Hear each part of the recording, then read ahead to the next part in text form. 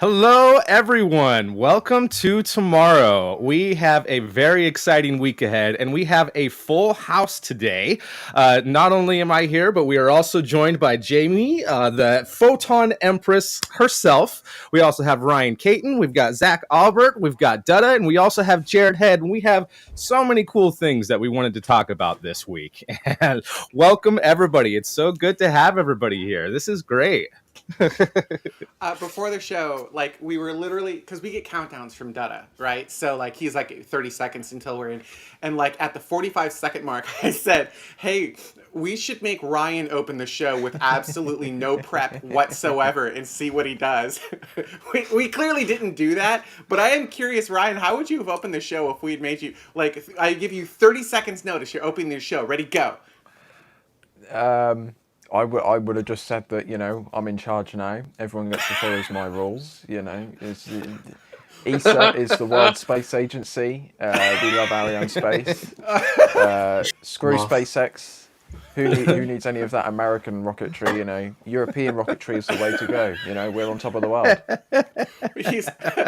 Sorry, your continent has launched how many things to orbit? I was also making fun of ESA and Ariane Space in the pre-show, so he brought that full circle for us. Well done, Ryan. All right, sorry, Mike. You're baton handoff. Everyone is triggered and ready to fight, so it's gonna be a fun one today. Well, before we get into some of our topics, we do have a little bit of launch traffic to talk about. Big congratulations to SpaceX for launching 13 launches this month, including a couple of cool ones. And just recently... They're all cool, Mike. They're all cool. Including a couple of cool ones. Cool ones? Come on now. We have a space show. I don't know. Welcome to our space shows. Sometimes it's interesting. Sometimes we like it. Rocket launches. Like Sometimes the Starlink launches are interesting. Sometimes they're not. Is there fire? Then yes, it's interesting. I mean, if it's a Vandenberg, who knows? We might not even see the fire. That's true. You can just hear it. Yeah. Is there going to be fog or not? Well, just within this week, just a couple of hours ago, earlier this morning, Japan launched its first launch of the year, their H3 rocket, launching a military satellite, including some payloads for the Space Force, which is interesting. But Zach, I did want to pass it to you because India had their first launch of the year, and things aren't quite going so well, apparently. Do you want to tell us a little bit more about that? Yeah, so ISRO put out a statement, what day is it? I guess it's today, that the NVS-02 satellite, which they launched on the 28th of January, their first launch of the year, is having propulsion issues. It's not able to raise it to the orbit they wanted to, and it is currently stuck in geostationary transfer orbit of 170 kilometers by 36,577. They didn't put out the statement anywhere except hidden on their website. And based on kind of the writing of it, it kind of sounds like they're giving up on it, which likely means it's going to come back to Earth pretty soon because of that really low 170 kilometers. They haven't said much more, but another satellite plagued by maybe a valve issue or a thruster issue. That's what it's looking like. It's looking like a stuck oxidizer valve for the main engine on that satellite. And for context, it's a Indian GPS satellite, essentially, to give better regional coverage for that area. Yeah, you said 30,000 by 170? Yeah. Yeah. Yeah, that's not long in the tooth. Apogee of 30,000, perigee of only 170. Yeah. Soon to be zero. Yeah, if they can't raise it, then yeah, that'll come down pretty quickly, which is unfortunate. At perigee, it'll be going at perigee. It'll be going super quick, which is not good for air resistance. Yeah, I was going to say 250 kilometers is usually 2 to 3 weeks at that point. So. Yep.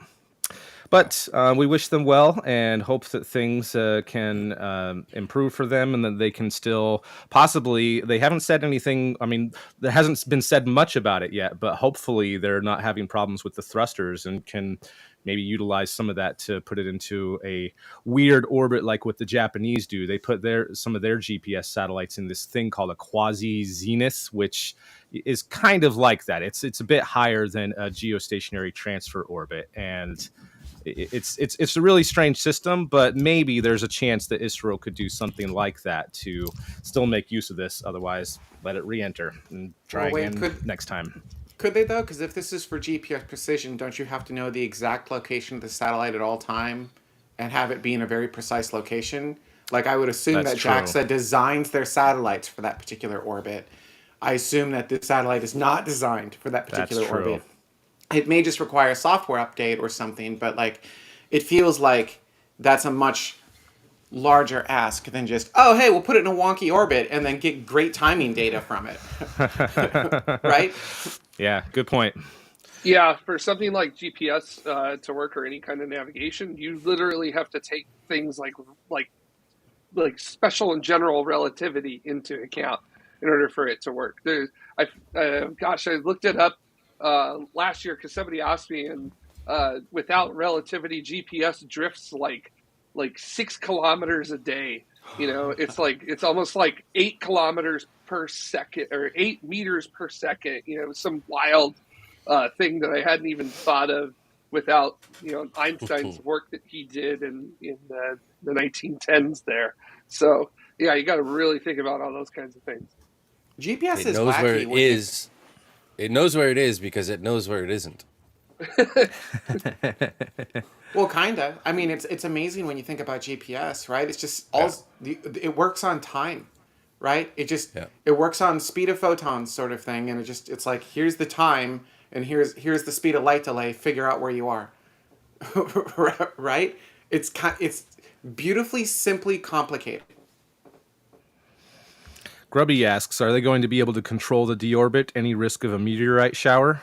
I would assume that if the thrusters are working, they would be able to control it, but who knows? Maybe it's based on the same system that the main engine is, and everything's stuck, but I'm not 100% sure.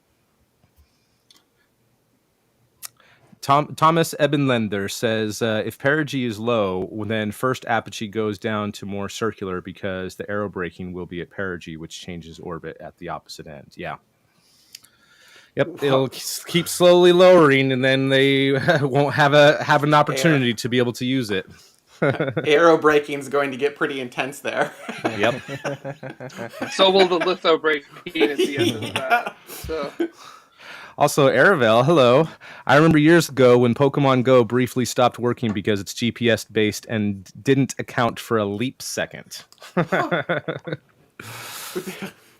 Not where I thought this show would go, Pokemon Go, but all right. Well, let's talk about some other stuff that's been going on. I mean, until we get more information, we don't have much else to go off of in terms of ISRO. Do y'all remember Osiris-REX? You guys remember the satellites that we sent, the probe that we sent to an asteroid Bennu to collect samples and check it out? Yeah. We finally got some of the results from that. And I want to pass this over to Jared, our resident astronomer, who has a much better way, I think, of being able to explain this than I can. So, Jared, can you tell us a little bit more about what these results are and what we can make of this and why we should care? Yeah, there's building blocks of life in it, and there's salt. Thanks. Sweet. Bye, awesome. everyone. Thanks. Great show. Join us in the member show. It really is that simple, but obviously it's a lot more complex with the work that was done, and also what did we find there as well. So Osiris-REX was a mission that launched in 2016, arrived at asteroid Bennu, took samples in 2020, and then returned those samples to us in 2023.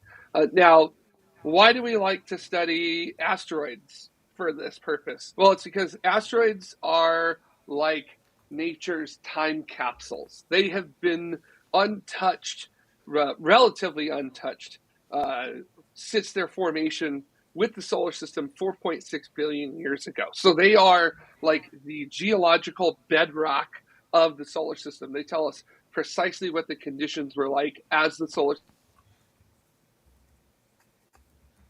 as We the lost Jared. solar system was forming. Yeah. Comets. Yep. So what does that mean? So that means that if you look at a asteroid like Bennu, then you are looking back in time to the very beginning of the solar system and what was present at that time. So as I mentioned, they ended up finding things like salt and clay minerals. This is stuff that forms when liquid water is present. So that means that Bennu was likely a part of a bigger object at some point, and got blasted off, which is how we think pretty much most asteroids have formed. We've also found ingredients that you need for organic synthesis to actually occur. So stuff like water and ammonia and formaldehyde. And then, very interestingly here, the one that I think is so cool is that all 5 of those nitrogen bonded molecules that you need for DNA or RNA to develop were present in the samples. So that means that Bennu was loaded with everything that you need in order for life to actually start, at least as we understand how life would start. So could asteroids and comets have brought a substantial amount of the materials that we're all made out of right now, sitting here as we talk about those materials being on an asteroid? Yeah, the chances of that are incredibly high. And that is what these results have given us. And that is just a spectacular result. Once again, we're made out of the universe, and we are the universe exploring itself. And just what a fantastic result from this mission. And I'm super excited to see what the further results are. But don't think that just because we've gotten this result means that we understand everything. So in case you're wondering, amino acids, they do this thing called chirality. This is basically your ability to generate like a left side and a right side, and we kind of, it's kind of interesting that life here on Earth has a chirality that tends to the left in the shape of the molecules that you're working with. So if you're right-handed, like I am, then you're actually naturally the freak, as opposed to say like my LA partner who's left-handed. They are naturally they're actually, that right there was talking about chirality. Yeah, there it is. Same molecule, just arranged slightly differently. Yep. So the left-handed version is what you're going to find mostly here on Earth. But when the sample from Bennu, it was left and right-handed in equal amounts. So what's up with that? Why would a left-handed molecule become more prominent than the right-handed molecule? Why would we lose that equal number there? So just because we've got this great result doesn't mean that doesn't mean we got it all figured out. There's still a lot of really big questions that come out of these samples, and wow. I cannot wait to see them try to tackle this, and also just continue as well. These samples, they're being preserved in incredibly sterile conditions, and a lot of that comes from the fact that all of the stuff will get destroyed by the atmosphere of the Earth, along with other things if it was exposed to it. So these results also tell us, one, that the conditions and systems that they have in place to separate it from being exposed here on Earth are working. So that's good. And two, this is going to preserve those samples long term, which is great because we can look at these samples again, 10, 20, 50 years down the road when we have that much better technology to actually look at it. It's just like the Apollo samples that we look at nowadays with our current technology. We learn so much more from them now than we did back in the 70s when we first initially started studying them directly. And that's a really big part of a sample return mission, is making sure that you have your success set up, not just for the present, but also very, very far down the road as well. And the Osiris-REX team has got locked in, and it's what a great job the Osiris-REX team has done. And I just cannot wait to see more results coming out. That's awesome. Six String Simpleton asks, didn't they find similar compounds in the Stardust mission? Yes, they did. So turns out, yeah, they found similar compounds there. Same with Rosetta as well. The European Space. I guess if we're going to shout out to the European Space Agency today, let's hear it for Rosetta and Philae finding similar compounds at Churyumov Gerasimenko, that beautiful comet that it studied for several years there. So, yeah, turns out the solar system is loaded with all the stuff you need for life. You just got to find the right conditions to cook it in long term. And so far, it looks like Earth was pretty good for that.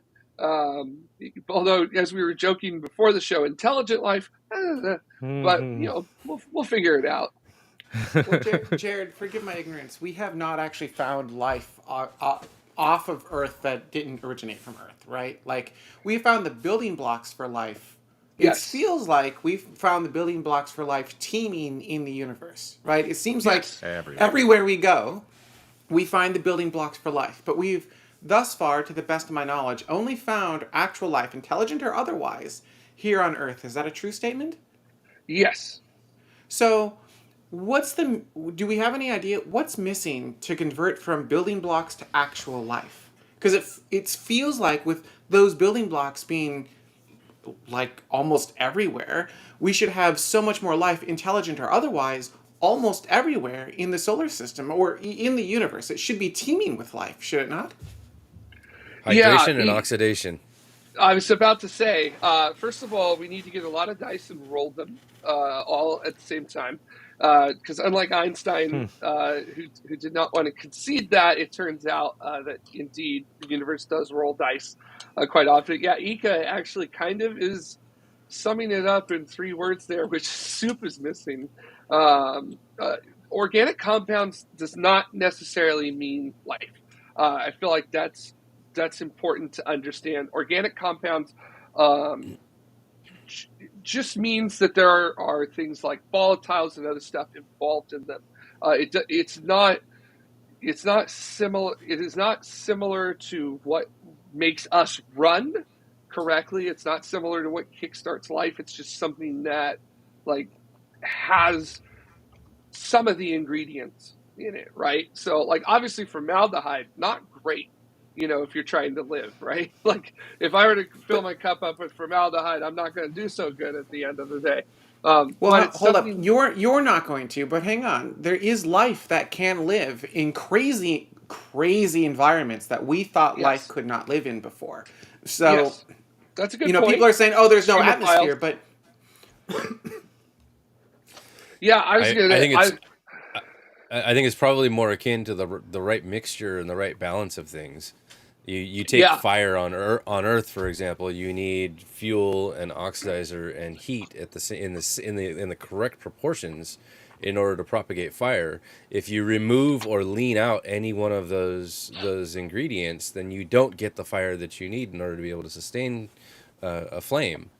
So, if your car isn't starting, it's either you don't have a spark, or you don't have fuel, or you don't have compression. Like that, it can only be those 3 things. It's nothing else. So if you don't have the right kind of mixture for all of these ingredients to be able to make the right kind of soup, then you're not going to get life.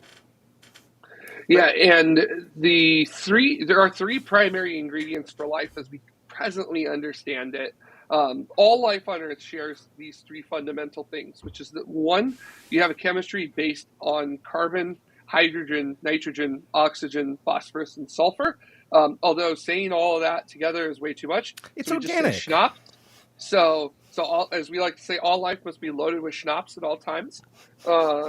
So that actually, you could look at that in the recipe of life as your dry ingredients, right? And then you need liquid water. And it has to be liquid water. So first of all, it has to be water because water is polar. Water has a positive and a negative end to it, which means that it can actually push and pull, which means that it can actually transport molecules and other stuff around in your body. And in addition to that, it's a solvent. It can break things down, and it needs to be a liquid because that allows it to move around. So, right? So you could look at then liquid water as your wet ingredients for whatever for life that we're cooking, and then a stable environment for a long period of time is the baking pan and the oven for life. So if you got those three things, you should be able to have at least a good shot at life occurring. And like you said, Jamie, it does not have to be a very nice place. We think that life started on Earth around hydrothermal vents deep underneath the ocean. No sunlight there. You're doing chemosynthesis, not photosynthesis. You're not using the sun that deep because you're 2-3 miles underneath the surface of the ocean. So you're using the heat and the chemicals coming out of that to generate chemical energy that we call the chemosynthesis. So yeah, you just have to have the right combination of those three things as we presently understand it in order for that to work. But as to where that works out at, yeah, we gotta figure that out. That's the hard part. Where at one point, does the soup go from being soup to being soup that can actually do something biological to soup that can think? I guess those steps. What are those steps, and where do they begin, and what is the indicator of those steps as well? We're all just soup. Gamma rays, maybe? Kind of are. I mean, we trick rocks into sinking with electricity, so... Yeah, bones are wet. It's weird to think about it, but they are. So here's my tinfoil hat theory: is that most of the asteroid belts or asteroids in the main asteroid belt in between Mars and Jupiter are actually from Earth, and that's why we find so much stuff that's so similar to Earth. But again, no proof to back that up. You think there was a collision point that caused something collided with super Earth that broke Earth, made Earth smaller, and then that got flung out into our solar system, and that's our asteroid belt? Yep. Well, whatever the asteroid belt is made out of, a lot of it is very similar in composition. So whatever was forming out there really didn't get a chance. So I can tell you that, yeah, it's you're not too far off, Mike, in that there was possibly another planet forming in that area, and then something happened to absolutely obliterate it. And we even find that there are certain families of meteorites that we have here on Earth that come from asteroids that we know of. So one of the biggest meteorite families that we have here on Earth are what are called Vestoids that come from Vesta. And like a large, like double-digit percentage of meteorites we get come from Vesta. So that tells us that at some point in Vesta's past, some very significant event happened that caused a whole bunch of debris to come off of it. So you're not quite wrong there, Mike. You're definitely onto it. Not a Mars-sized object hit the Earth at some point, and if you take all the water off, we're a Pac-Man because the Pacific Basin is so freaking deep. And I mean, I think that's where a lot of these asteroids come from. It's the other half of our planet that's missing. The asteroid belt just hasn't cleared its orbit yet. Yeah. Well, and in relation to asteroids hitting Earth, there is another one that they're now monitoring that has a 1.7% chance of hitting. Yeah, that's actually pretty high. It I is. was going to look it up this morning, which is because they've been updating everything. So It's the only asteroid that is currently being tracked with an impact percentage of greater than 1, which activates the first step of planetary defense, which is all ground-based telescopes have to do tracking of it, because within, few months, we won't be able to look at it for like 3 to 4 years. Something like and that. James Webb will have like a 3-day window to look at it. And even that's not going to be great. So we have a very small window to look at this until late 2028. And then it's supposed to impact in 32 if our calculations don't change it to not being an impact event. But so, yes, saying there's a chance, and DART might have been, the DART mission might have to be done again, and we might have something to test it. It won't be small. It is estimated to be bigger than the impact of 1908, which flattened 2,500 kilometers of forest and was seen Tunguska for event. 500 miles. Yeah, so I think it's about 100 Yeah. 100 meters across. Whoa. Somewhere on there. Yeah, this is somewhere on the order of about. Not an extinction level event, but we might have to evacuate a couple cities. It's going to be a really bad day for Earth. yeah. Based on the current estimates, I think it would, if it were to hit the Earth, it would release about 10 megatons of energy, or basically very similar to the first hydrogen bomb test that the United States did in the 50s. But the I don't know if asteroid So as long screen- as the asteroid hits Nevada, we'll be fine. I don't know if my screen share is working. no. Yeah, That's your, the Ooh. estimated path. Oh, so we're not hitting Nevada. no, we're a bit equatorial there for it. By the way, the asteroid's Can I get the called Panama 20 Canal, and then we won't have anything to argue about. The asteroid's got a great name. It's called. Yeah, thanks, Mike. Sorry. No, you're good. Oh man, real life. Anyways, the asteroid's called 2024 YR4, and we are keeping a close eye on it. As Zach mentioned, there's this thing called the Torino scale, which basically is like it's like a magnitude. Here in California, we have the magnitudes for earthquakes. For tornadoes, the Fujita scale for hurricanes. There's categories. So the Torino scale basically says, like, this is how dangerous something is, going from 0, which is the collision is 0.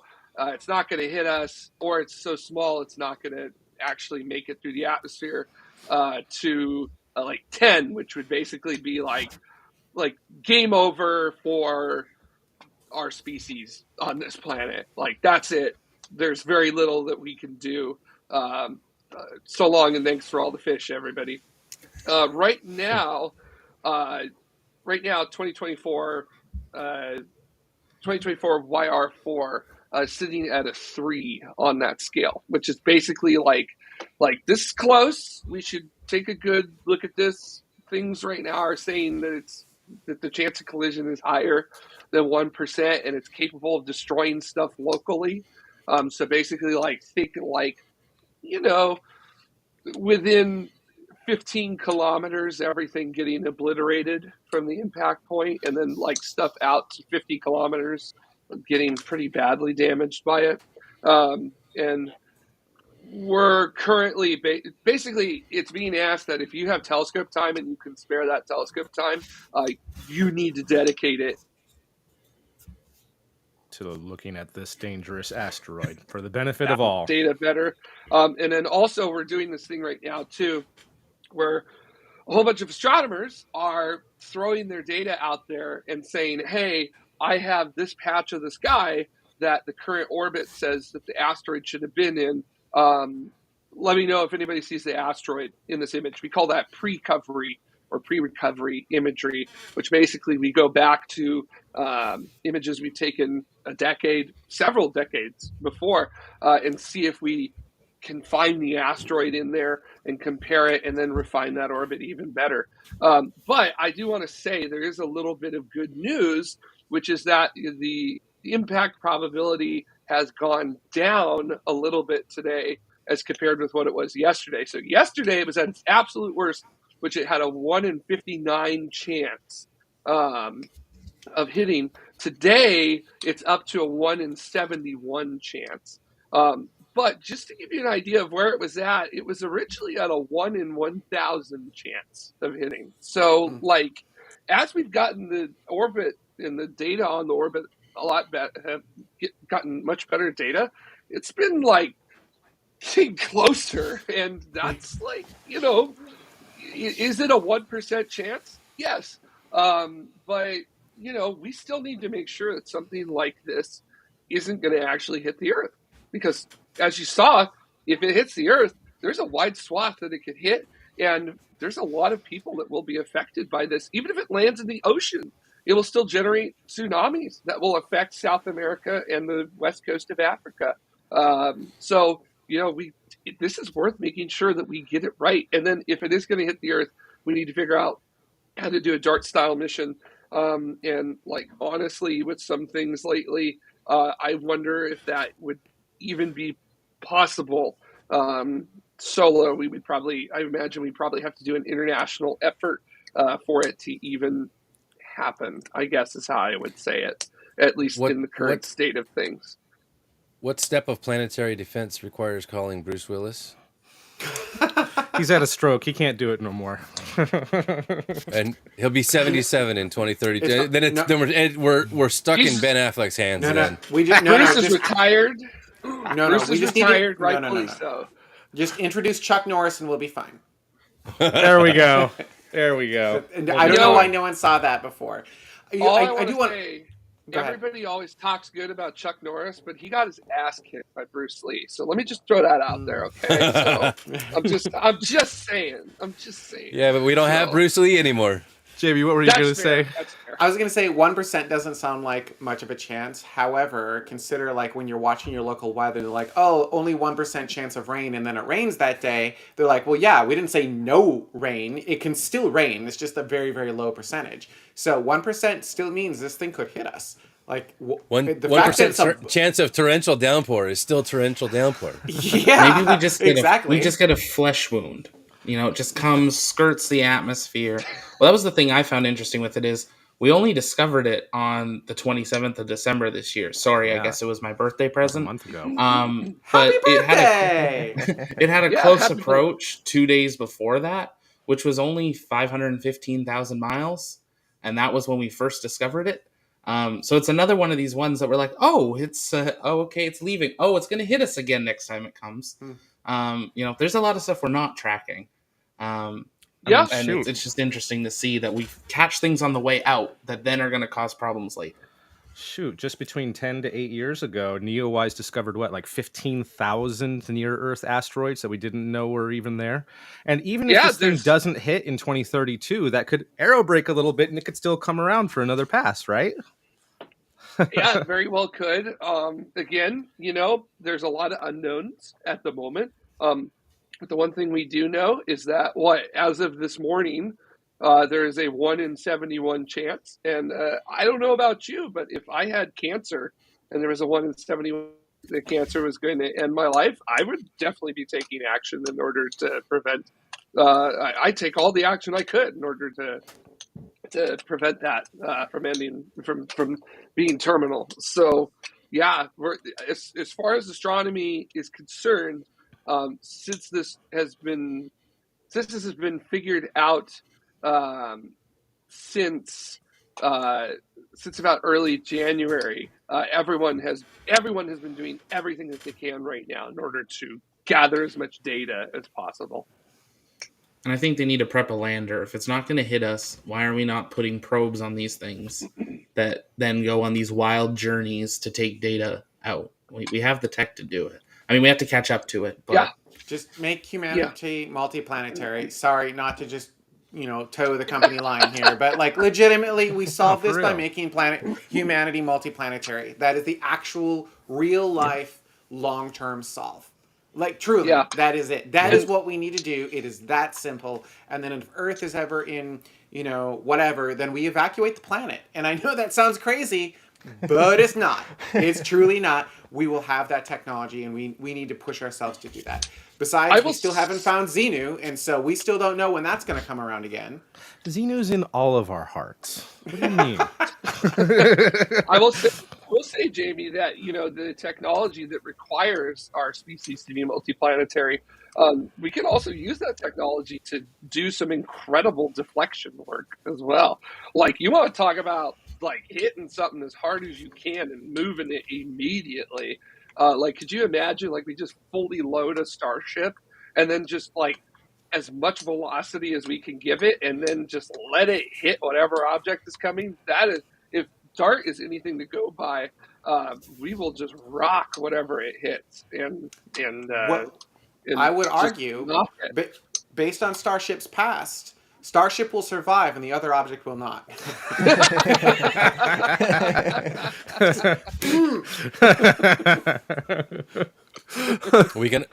We can always send Diet Chuck Norris with no artificial sweeteners. Steven Seagal. Steven Seagal, that's another good one. We also have 1,500 empty upper stages in Earth orbit right now that we could fling at these things. Oh, we just need to like tie them together, right? And then off you go. And we have a couple SLSs sitting in a garage somewhere, don't we, too? Yeah, but they're too expensive to launch. They're too... Yeah. Yeah, but just as a nice reminder about this, one, we're looking, so we're trying to make sure that we can lower the risk on this and see whether it is going to be an issue or not. And two, if it is an issue, we know of a technique that works because we've done it already. So, Jared, I'm going to give this one to you, and I shouldn't do this because you're going to be able to use it against me in the future.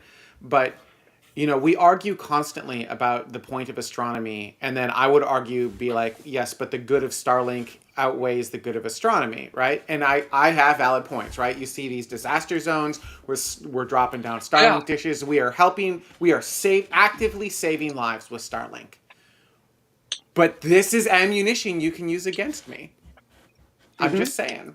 I'm not gonna because Starlink was very helpful recently here in Los Angeles. You know, because the coordination efforts for first responders and stuff were actually helped out by that, so that was really great. But also, it really does become a problem when we're trying to find objects like this because we have to develop So here's the thing about it: it's not so much the fact that it is being. It's not so, okay. I'm trying to figure out how to say this correctly, so that way the internet will quote me correctly. Oh, it doesn't matter. The internet's going to misquote you anyhow. So Starlink messes up the images, and then the world of astronomy has to pay for everything to fix those images. We don't get any extra money to do that. So it ends up becoming we're putting it in orbit, and you're paying for it at the moment. So, understood. Algorithms and stuff, you get to figure it out, and you just, you take that out of your National Science Foundation funding, and just, good luck. But I will say this, this is something I will always say, which is that SpaceX did come to the astronomy world and basically say, what can we do to make our satellites as dark, both visibly, infrared, and radio as possible, and they implemented all of the things that we told them. So it's not like no due diligence is happening here. Both SpaceX and astronomy came to the table and talked it out, and they've done as best as we can. So I will say, though, to the astronomers, don't let a good disaster go to waste, right? You've got this thing that could impact the Earth. Use it to get funding, right? Like, don't scare people, but be like, hey, we need to do this thing. We need a little bit more money to make this happen. Never let a good disaster go to waste. Yeah, I was going to say, if the past week has shown us anything about funding, it's that nature doesn't care how you might feel about something. If you need funding in order to understand it. So it's been a little, we could talk about that in the after show probably. So that sounds like a good topic for after show. Starlink. I don't think we need to. It's fine. Starlink could correct it by including Earth star observation capabilities on each of their satellites. I thought they. Or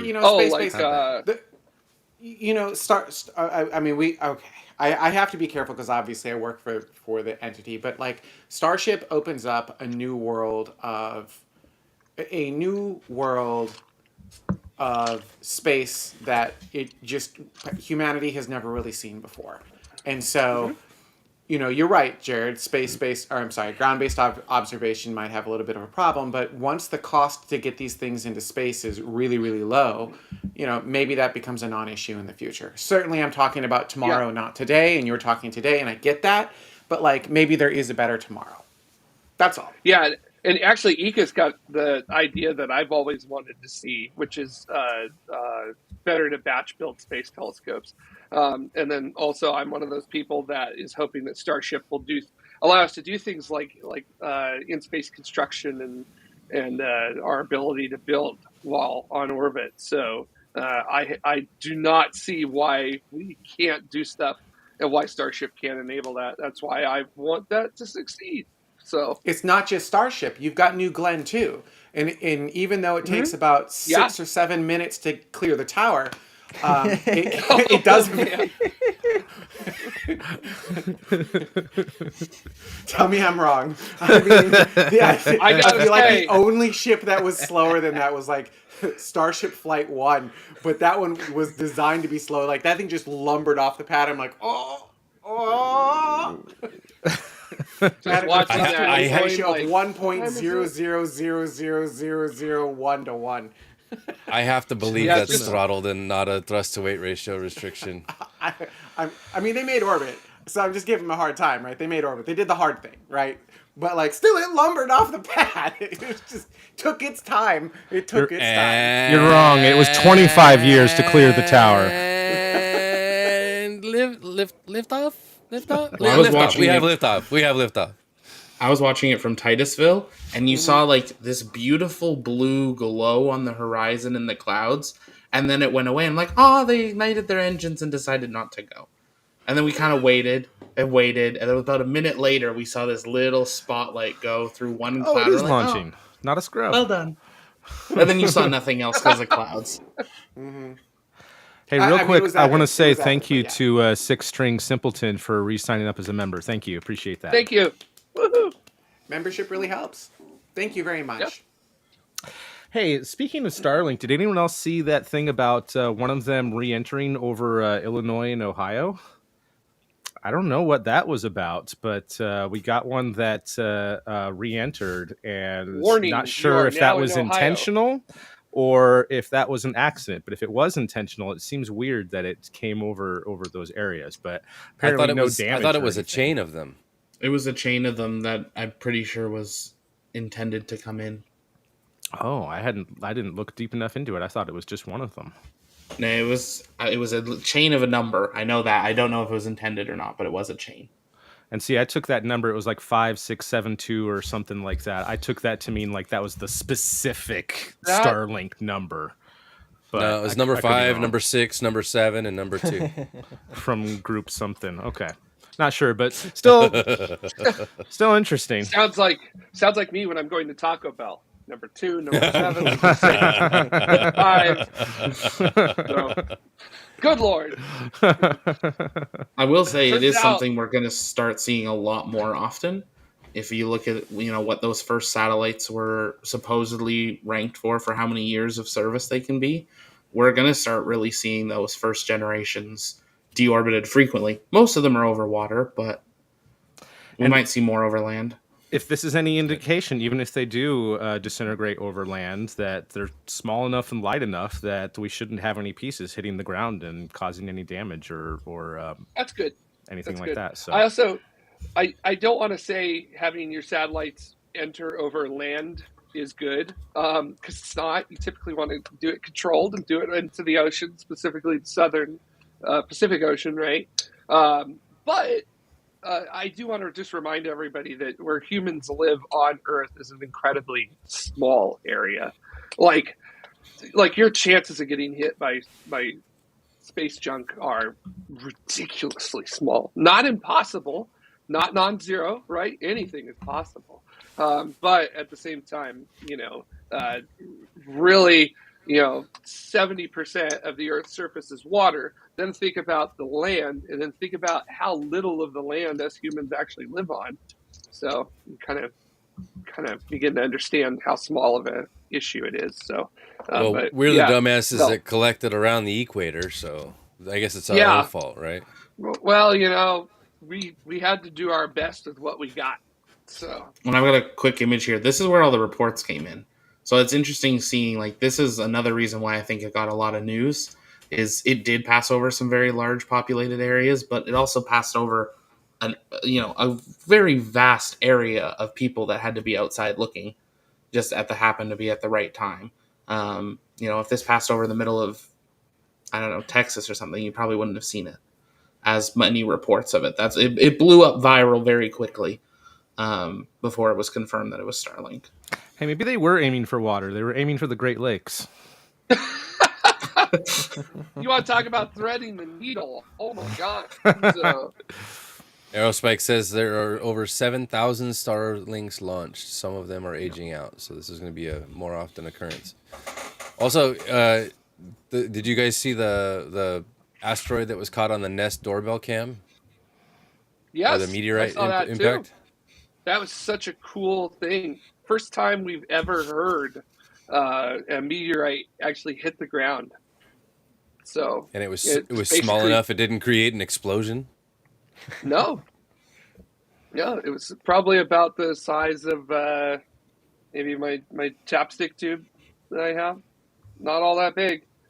Moving at a couple 100 miles an hour and hit the bricks of somebody's walkway at the front of their house. And just, boom, it just sounds like it shatters into a million pieces. So it honestly almost sounded like glass hitting to me. So that's just so cool.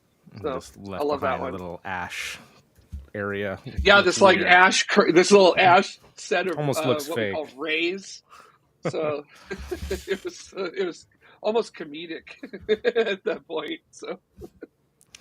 Well, to get back to some of the stuff that, especially what Jamie was talking about, of being multiplanetary and moving out into the solar system, I'm still one of those believers who thinks that we should use the moon to practice. And in Europe, I actually am pretty encouraged by this. Oh, here's the actual footage, the ring camera of that asteroid. Here, we can show that first real quick. Oh, man. So yeah, just this tiny little thing literally sounded like glass breaking. So tiny though. Yep. I don't know, man. I don't know. I don't have nearly enough expertise to say whether that was real or not, but I don't know. I was suspicious when I first saw that. They swept up the material. They were able to grab the material and. Interesting. It's a common meteorite that you'd find that lands here on Earth. So, yep, same thing. It is a meteorite. You know what YouTube membership helps us with here at Tomorrow's? We're going to buy Jared a Starlink, and that's going to solve his bandwidth problems, connection issues. Yeah, so we're just gonna get him a Starlink. We'll get him a little Starlink Mini. It'll be great. He'll be able to join. No more of that. It'll be fantastic. Cool. I'll take it. So. You wanted to talk about making life multiplanetary, and you said I think that we should use the moon for practice. I think that we should still try to use the moon for practice and learn how to do this stuff. And, I'm really encouraged that we have all these small landers sending the science experiments, and things are going to start ramping up for the next size of landers, delivering more equipment. And this week, Thales Alenia Space got a big contract from ESA to build their medium-sized lunar lander called Argonaut.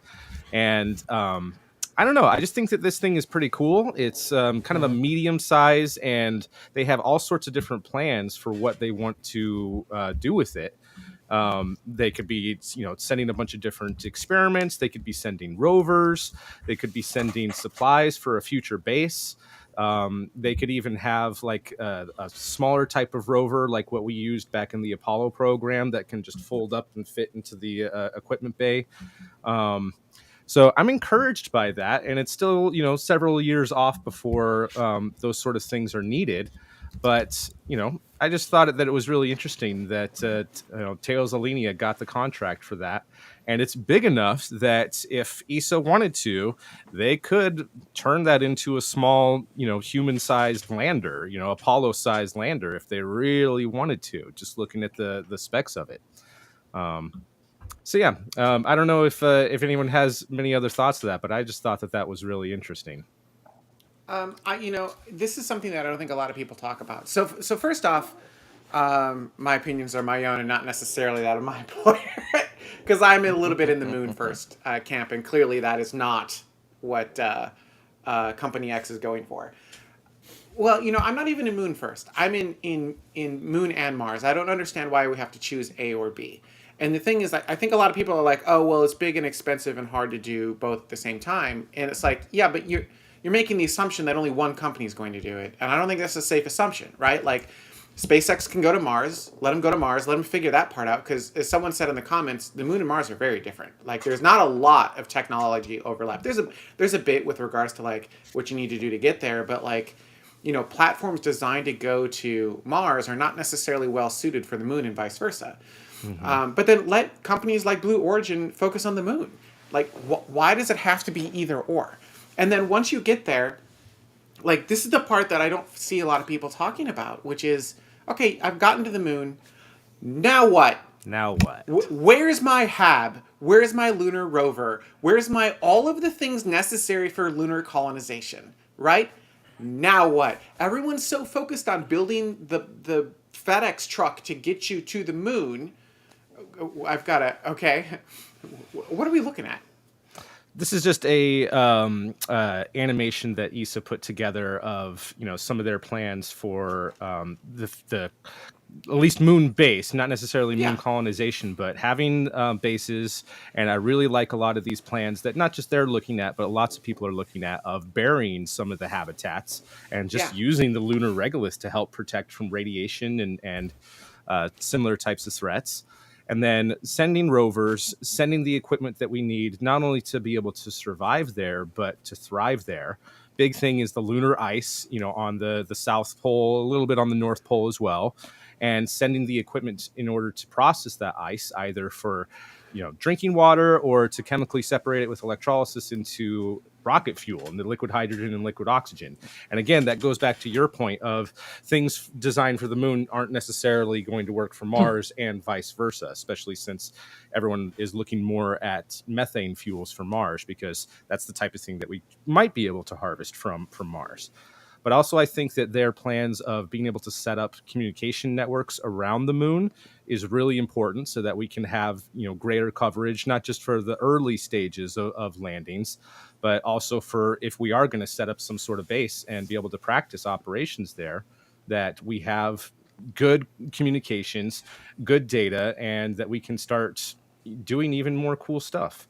And I think that there's a lot of interesting companies like Gitai and others that are building these really small power towers that can expand out to a really great size to not only increase the amount of solar panels that you can have and generate electricity, but give yourself a little bit higher altitude too, to be able to connect to those types of communication satellites and other things like that. So this lander, their Argonaut lander, like I said, it's medium-sized, big enough to be able to start giving you some more of the bigger pieces of equipment that you're going to start needing to use, especially setting up a base. And in the future, if they wanted to, they could make it big enough to be able to use it for a human lander as well, which I think would be great if Europe had enough of its own technology that they don't need to rely on Starship or partnerships with NASA. However, this is the first of the serious plans. They're actually trying to participate in the Artemis Accords. Something I've been thinking about a lot lately is, do the Artemis Accords even mean anything? Because it's just a nice, oh yeah, we want to do stuff to the Moon, but no one's really putting a whole ton of funding into it and creating serious plans, aside from what I see of NASA and ESA. And yeah, we can joke about ESA and the problems that they might be able to have to realistically pull this sort of stuff off. But it's ambitious plans like this that I like to see. It's like, at least you have a plan, and it's not just some pipe dream that you're not actually putting anything towards. So this week still alone, a pipe dream until there's hardware. That's true. That's very true. But at least this week they've put the money forward to start building the hardware. They had lots of different designs and companies that were competing towards it, and they've selected the design that they want to go with and are funding it. So hardware is still a couple years away, but they're hoping to get that landed in the next 5 to 6 years. So I find that encouraging. Proven by that animation, we're going to be launching on the vehicle of the future, the Ariane 6. So it's very, very exciting. So, really quickly, I do want to thank Dave Avery for his 5 gifted memberships. He is very reliable on that week after week. And all 5 people who were just gifted a membership from Dave will be able to watch the post show. So thank you, as always, Dave. Memberships, super chats, all those things help keep the show going and will help us buy a Starlink for Jared. Having said that, I know the show's going to go a little bit long, but Ryan, Issa's... Wait, no. I'm not there. I'm Hold not on, there. rant first. We're gonna go back here. Sorry. I led you astray. I know how you got there, Dutta, but I actually wanted to hand the baton to Ryan because Issa's in his backyard, right? Like, I'm sure you follow Issa probably a little bit closer than the rest of us because we're gonna naturally want to follow, NASA. So Ryan, I don't want to say how real is this, but like, how real is this? That's a very difficult question to answer because right now it is just, renders and 850 million euros in the pocket of Thales Alenia. But ESA does not have the kind of momentum. I don't know, momentum's not the right word, but it's the best word I can think of right now compared to NASA. We're always complaining that NASA is underfunded and NASA spends so much money, billions and billions of dollars on SLS when we should be spending that on other things, right? ESA is a teeny tiny compared to NASA, right? Don't get me wrong, ESA is still huge, but in a direct comparison, they're tiny compared to NASA, right? So it's... Well... So is England in relation to the U.S., but, Semantics.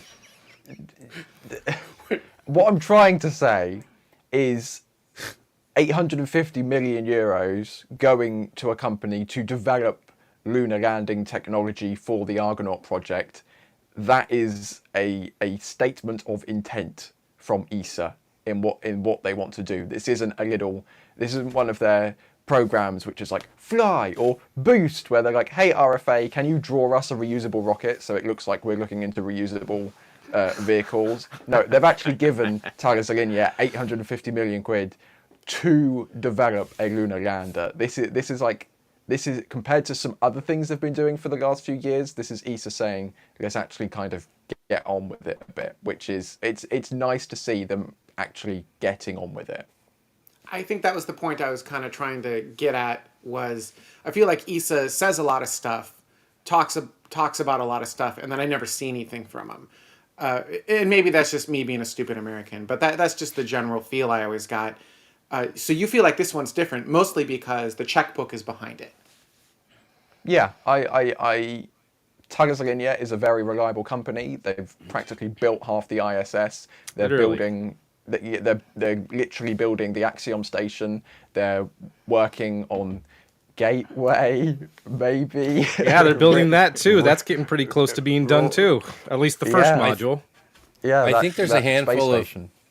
I think there's a handful of lower profile companies that have done a lot for the space industry that have for some reason not become household names, and it's easy to pass them over as saying, "Oh, I've never heard of them. Why? Who are they? And what have they done for us?" When they've got space history going all the way back to Mercury and Apollo, and you know they've been solid players and have done massive amounts. And Thales as a parent company and Thales Alenia specifically is one of those. Lots of probes, lots of satellites, lots of military programs as well. Like they're a legit company. Yeah, really quickly, ISS Above, Liam Kennedy also gifted 5 memberships. And fun factoid for everyone watching, if you have a question and you want to stop the chat dead in its tracks and distract us with your question, the best way to do that is with the super chat, because we'll get to the end of that current thought and then we'll stop and then read your super chat, which can be a fun way because I know that the community loves to completely and totally mess with me every opportunity they get. And so if you want to do that, that's how you do it. It costs you money, but you got to pay to play. But also thank you to Liam for gifting 5 memberships. And once again, all 5 memberships that were gifted, you'll be able to join the post show afterwards. So keep going. I think this is interesting. I don't think we have to wrap just yet. I know we're going a little bit long, but I think this is important because cool. Again, like what I said earlier, we get to the moon. Now what? We get to Mars. Now what? If there's nowhere to go, we You need know what to I mean? have this infrastructure in order to, actually live on the moon and not live in the vehicle that got you Yeah. there, right? You don't want to, living in a little spider-looking thing for a few days has been proven on multiple missions to not be the most comfortable and best way of living. The Apollo program proved that quite well, right? And I also think ESA showing interest in lunar communications is also really important, because right now half of the moon is completely blocked off for any kind of permanent living, right? Half of the moon Earth never sees, which means you're never going to be able to get communications to that side of the moon right now. I think China is the only nation currently which has the ability to communicate with that side of the moon on a permanent basis. So that's another thing that's really important, because if you want to set up bases on the far side of the moon, you probably want to be able to talk back to Earth just in case anything happens, and right now we can't do that. There was someone has a kitten. There was a question earlier. Someone said Moonlink, but Drew wants to know if you could have one lunar project, what would it be? And I'm going to ask that question of the community, whether you're watching live or on demand. Put that in the comments below. Mike, I want to start with you. If you could have one lunar project, you can fund only one. Now, assume that the FedEx truck can get to the moon, right? You've got the transit to the moon, so you don't have to pay for that. What is the lunar project you are funding?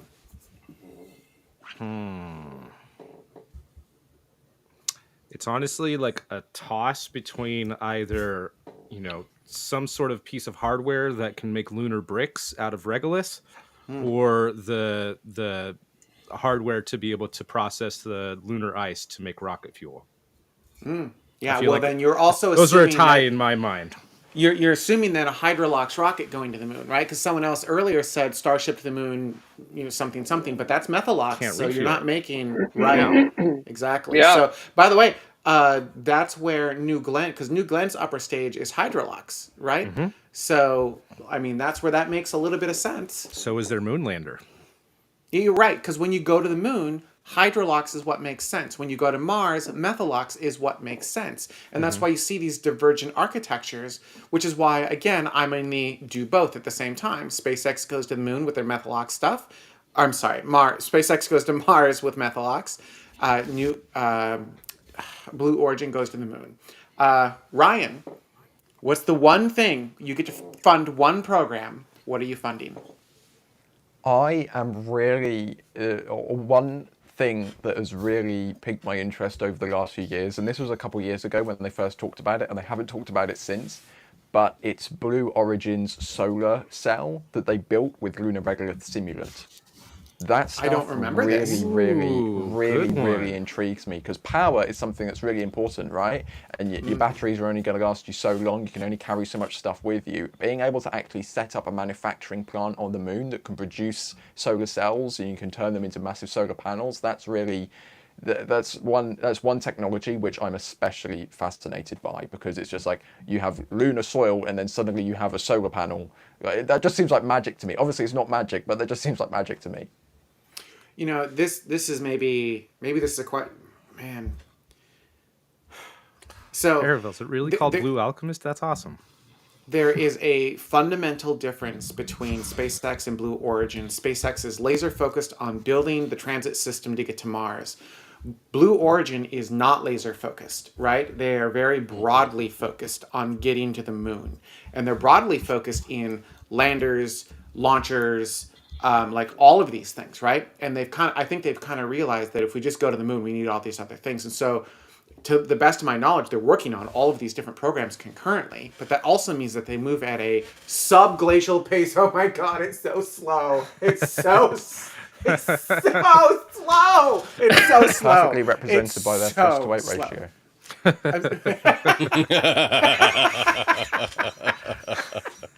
So it's just interesting, the different approaches, but like maybe, yeah. Okay, well, that's a different conversation. Okay, Zach. Lunar Railroad. One program. Lunar Railroad.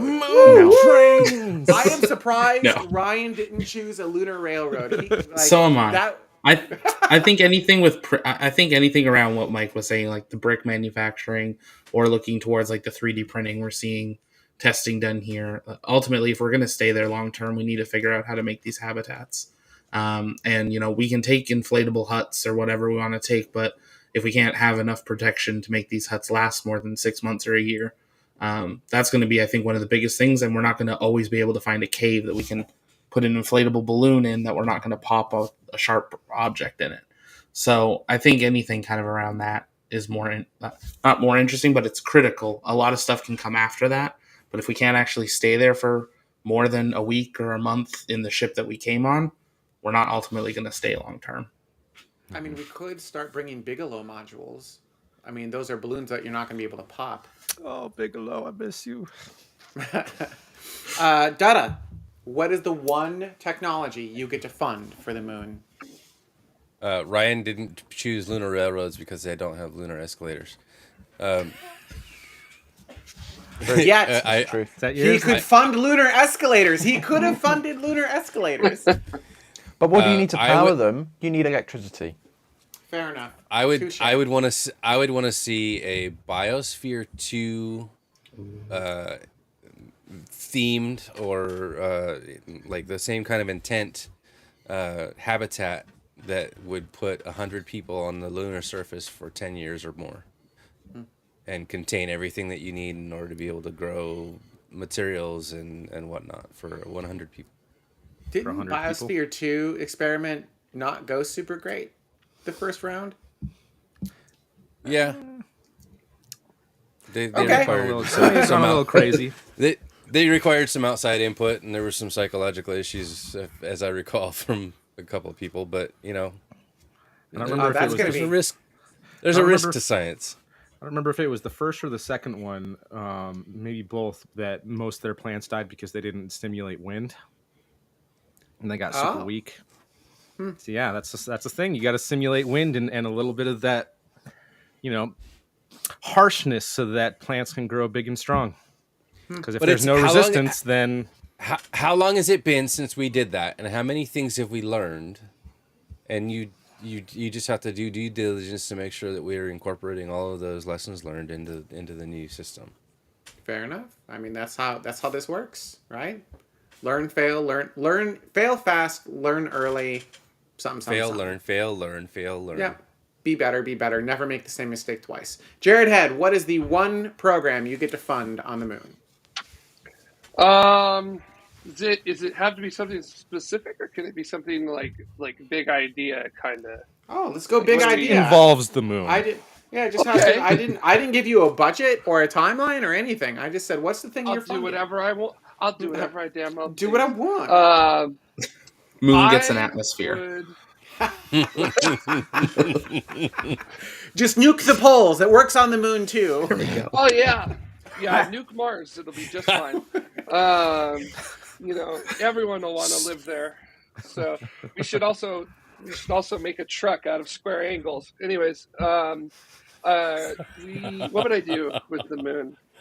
While you're thinking about that, I adore my Cybertruck. It is the most fun vehicle I own. I'm just saying, you may not like the way it looks, you can make fun of it, but oh my god, is it a fun truck. It is delightful. Yours, I gotta say, with the color that's on yours, I actually do like Yeah. yours. So Yeah, it's kind of like this Yeah. color. and that is literally the only Cybertruck I have seen that I've liked. What would I do? No radio telescopes? You know what? No moon telescopes? I would take so to me the answer to Moon or Mars first has always been space, because gravity wells are stupid. So I would use the moon as a place. I would have this. So what I would fund is a program to use the moon as that place where we get our resources to use here on Earth and in space for in-space manufacturing. So looking at pulling minerals and materials from the moon, basically moving heavy industry off of the surface of the Earth and putting it into space. So are you building like a Lagrange? That's what I would. You're building like a Lagrange waypoint sort of thing. I'm looking at like a mass driver on the moon in order to deliver materials to a multitude of places. I mean, a Lagrange point is definitely one. We could also go moon as a harsh mistress on it and send stuff back to the Earth nicely, unlike what happened in that book. So I think, Mike, you know what's up with happened in that book. But yeah, I mean, my thing that's gotten me in the space flight was Gerard K. O'Neill's The High Frontier, and I think it is high time for the high frontier to be a real thing, and that's making sure that we develop the infrastructure so that everyone can go, not so that it's a specialized thing. And the moon is the place. It's the place to do it. It's all there, just waiting for you. And I think the technology, probably within about 10 to 15 years, will be there to actually make that kind of stuff happen. So, yeah. So in other words, awesome. I want to fund the spin launch. I want a fun spin launch. Still out in Mojave, if I remember right. Put on the moon. Put it on the moon. Mm-hmm. All right, thank you, everyone. Remember, what would if you have whatever you get to fund one thing specific to the moon? What's the one thing you are funding specific to the moon? Leave it in the comments below, which will also tell me how many people actually make it this far in the show. Probably not that many. I also want to thank everyone who have contributed to this show to make this happen week after week, month after month, year after year. We were talking about Osiris-REX and the launch in, what was it, 2016? Well, we were around in 2016 and we covered the launch. We covered all of that because we've been here for one unit of forever doing all of this. We've seen other shows come and go on a pretty consistent basis. We've seen shows get huge and then just collapse under their own weight. But, for decades now, almost decades, Tomorrow has been here just like going strong week after week, month after month, year after year, decade after decade. So that's because of all of the people that you see on the screen. You, the viewers, the people who contribute to the show. So thank you so much. And again, we're going to try to fix this guy's bandwidth because, oh my God, Jared, your bandwidth sucks. It's so terrible. Oh my God. Jeez. All right. Because week after week, your bandwidth craps out on us. and where I live outside of Starlink, it is a monopoly. I literally only have one provider for internet where I live. So I think there's going to be a beautiful irony of giving you a Starlink dish. Yeah, well, I was going to say, as an astronomer, I will accept it because the place that I work at, don't tell anybody, we use a Starlink for our remote live segment. I was just thinking about that. I bet a lot of these these huge telescopes that are complaining about Starlink, I bet a large number of them now are on Starlink just because of how remote they are. And they want the big cool bandwidth. So the beautiful irony. Yes. But this is the thing, right? This was my argument. You cannot underestimate how important high-speed, low-latency bandwidth is. It literally can save lives. And so, they got to play nice together, but it's a team effort. Yeah, and I guess it's nice for me to have another public moment for me to say I was wrong. So... No. I gave you all right. Oh, he's gone full screen. Wait. Full public apology. One more time. Apology to the camera. Everyone screen record. Ready? Okay, go. Meaningful. Ready, go. I want to see tears and action.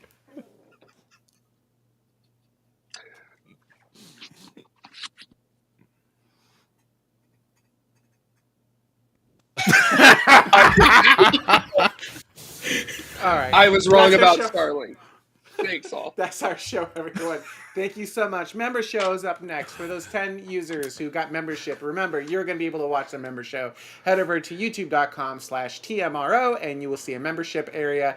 Click in there to hit into the show. Thank you so much for watching. We'll see you next week. Bye. Wave awkwardly for a long time, everyone.